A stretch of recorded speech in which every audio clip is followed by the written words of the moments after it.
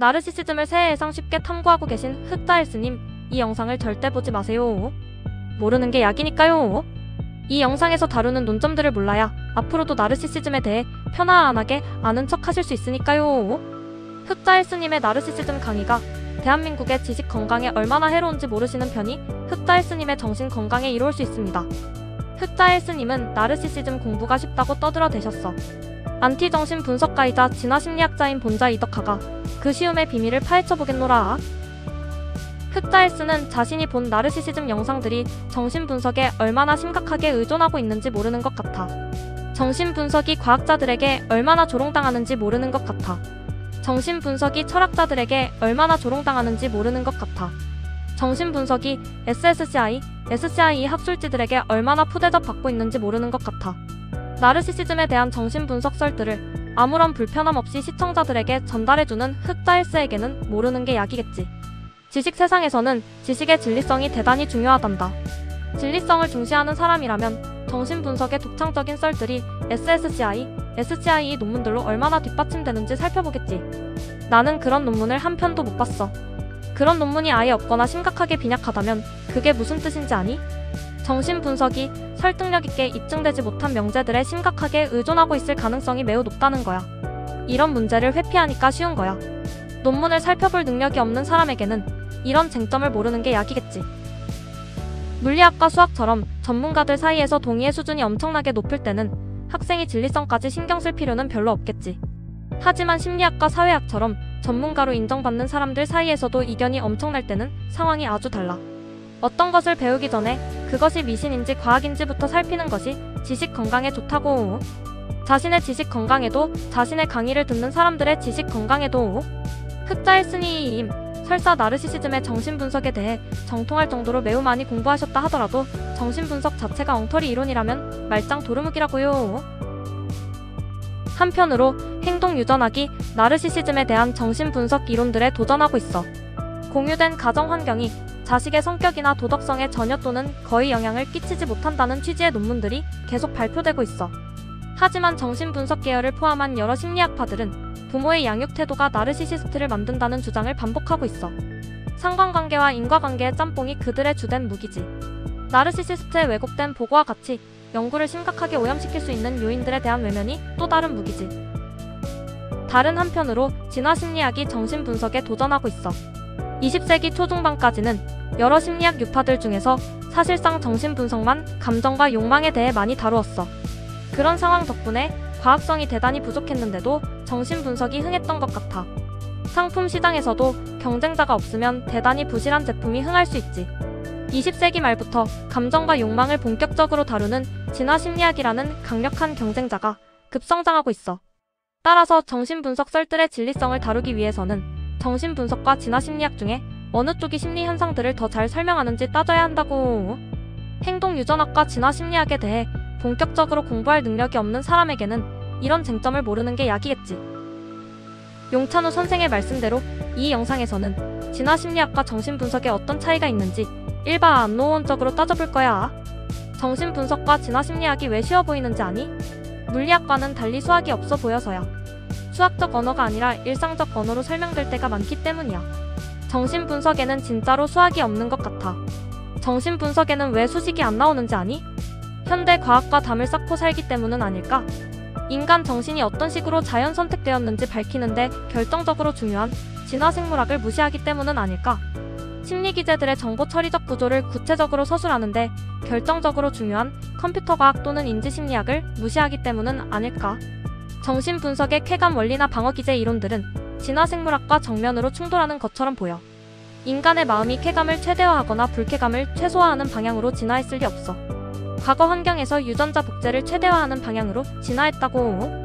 자연 선택은 행복 경쟁 또는 쾌감 경쟁이 아니라 번식 경쟁 또는 유전자 복제 경쟁이야. 유전자 복제와 쾌감 최대화는 온갖 방면에서 심각하게 충돌한다고. 진화심리학의 밑바탕에는 상당히 골치 아픈 수학들이 도사리고 있어. 진화심리학이 쉬워 보인다면 당신이 읽었던 글이나 영상에서 수학이라는 도깨비를 양탄자 밑에 숨겼기 때문이야. 해밀턴의 규칙은 쉬워 보인다고? 하지만 해밀턴 이 규칙이 증명되는 과정도 과연 쉬울까? 해밀턴의 규칙에 내포된 개체군 유전학적 가정들이 왜 상당히 합당한지 설득력 있게 보여주는 것도 과연 쉬울까? 아모츠 자하비가 핸디캡 원리를 처음으로 발표한 1975년 논문은 쉬워 보여. 골치 아픈 수식이 등장하지 않으니까. 그런데 일상적인 언어로 포장된 그 논문을 의심의 눈초리로 본 진화생물학자들이 많았대.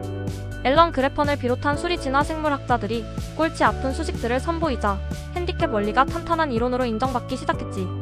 당장 내 눈앞에 수식이 안 보인다고 쉬운 것이 아니야. 일상적 언어로 치장된 진화심리학은 신족 선택 이론의 수학적 모형과 핸디캡 원리의 수학적 모형을 비롯하여 온갖 수학들에 의존하고 있다고. 그런 수학들을 무시하고 쌓은 진화심리학은 오해의 모래성이 되기 쉬워. 오해의 모래성인지 이해의 공구리성인지 가려내려면 골 때리는 수학적 모형을 어느 정도는 이해해야 한다고. 수학이 인생 최대의 숙적인 사람에게는 이런 쟁점을 모르는 게 약이겠지. 수학에서 완전히 해방된 정신분석이 마냥 쉬워서 사랑스럽겠지. 점점 더 수학에 의존하는 현대 과학 세상인데도 어째서 정신분석은 수학 없이도 잘 지내고 있는지 따지고 싶지 않겠지. 진화심리학을 어렵게 하는 것에는 수식만 있는 것이 아니야. 진화심리학 초보자는 우선 목적론 문제와 씨름해야 해. 나르시시즘을 설명하는 한 가지 진화심리학적 시도를 소개해볼게. 인간이 우정시장이나 짝짓기 시장에서 인기를 높이기 위해 과대망상적 자기기만에 빠지도록 진화했다고 하자. 그리고 나르시시즘은 그런 과대망상적 자기기만 기제가 폭주한 사례라고 하자. 이건 내가 생각해낸 가설이라고 믿고 있으며 챗GPT는 성공 가망성이 꽤나 큰 가설이라고 평가했어. 짝짓기 시장에서 인기를 높이기 위해라는 구절에 주목해보자. 위에는 목적론을 암시해. 목적론적 설명은 예로부터 과학자들로부터 심각한 의심을 받았어. 미래의 목적이 과거에 일어난 사건에 대한 원인으로 제시되니까 인과론과 정면 충돌하는 것처럼 보이는 거야. 진화심리학이 쉽다고 느끼는 사람들아, 대답해보거라. 짝짓기 시장에서 인기를 높이기 위해라는 목적론적 설명을 인과론과 조화되도록 어떻게 풀었을 거지? 이 질문에 제대로 대답하지 못한다면 당신은 진화심리학적 적응론 또는 기능론에 대해 사실상 모르는 거야. 이제 진화심리학이 좀 어려워 보이지? 정신분석에서도 목적론적 설명들이 많이 등장해. 불쾌감을 줄이기 위해 방어기제가 작동한다는 식의 설명이 있지. 이걸 인과론적으로 어떻게 해석할 거지? 개연성 높은 인과사슬을 어떻게 제시할 거지? 자연선택 이론은 개체군 유전학의 바탕을 둔 강력한 인과론으로 표면적 목적론을 해석한다고. 정신분석의 목적론적 설명의 바탕에는 어떤 탄탄한 인과론이 있지? 나는 구경하지 못했어. 흑자일스는 이런 목적론 쟁점을 아예 모르는 것 같아. 그러니까 나르시시즘에 대한 정신분석 썰들이 쉬워 보이겠지. 흑자일스는 나르시시즘 개념 자체에 시비를 걸 생각을 하지 않은 것 같아. 현대 생리학과 의학의 질병 개념들은 대단히 훌륭해. 간암 개념에는 간 개념과 암 개념이 내포되어 있어. 암은 세포 증식의 폭주 현상이야. 간이라는 신체 기관은 눈으로 쉽게 구분할 수 있고 그 기능은 해독이야. 독감은 독감 바이러스가 유발하는 병이며 바이러스라는 훌륭한 생물학적 개념에 의존하지. 나르시시즘이 병이라면 어떤 정신기관 또는 정신기관들이 고장난 거지?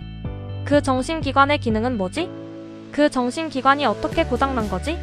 이런 식으로 나르시시즘 개념을 정립하려면 인간에게는 어떤 선천적인 정신적 기관들이 있는지부터 밝혀야 해. 인간이 어떤 선천적 정신기관들로 이루어졌는지 밝히기 위해 진화심리학자들이 뺑이치고 있지만 여전히 지지부진한 상태야.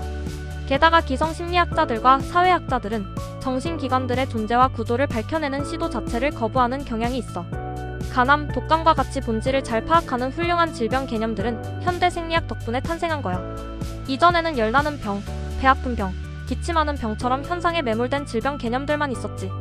나는 현재의 나르시시즘 개념이 본질을 파악하지 못하고 현상에 매몰되어 있다고 생각해. 본질에 주목하는 질병 개념을 위해서는 심장, 간, 허파, 콩팥과 같은 신체기관처럼 온갖 정신기관들의 존재와 구조를 밝혀내야 한다고 생각해. 이런 것에 신경을 쓰지 않으면 나르시시즘에 대한 정신분석 썰이 쉬워 보이겠지.